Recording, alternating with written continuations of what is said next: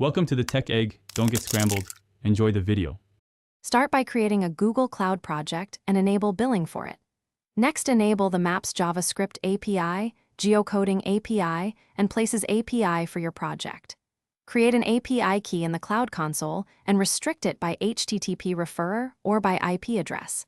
Store the key securely and do not embed it in public code repositories. Use the HTTPS and point-based HTTPS//maps. googleapis.com/maps/API for server requests, and follow Google's use. Include the Maps JavaScript by adding a script tag with your API key and a callback parameter. In your callback function, initialize a map object in a visible DOM element by specifying center coordinates and a zoom level between 0 and 21. Add a marker by creating a new Google Maps marker and set its position with latitude and longitude values. Load the Places library to enable autocomplete and place details. Then attach event listeners to respond to user selections. Use web service endpoints for server-side lookups and batch processing via HTTPS requests.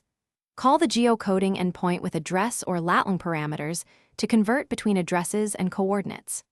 Request directions or distance matrix with origin, destination, and mode parameters, such as driving or walking, to calculate routes and durations. Apply key restrictions, implement client-side caching of responses, and monitor quota and billing to control costs and avoid unexpected charges. Thanks for watching. Consider subscribing if I helped unscramble your problems.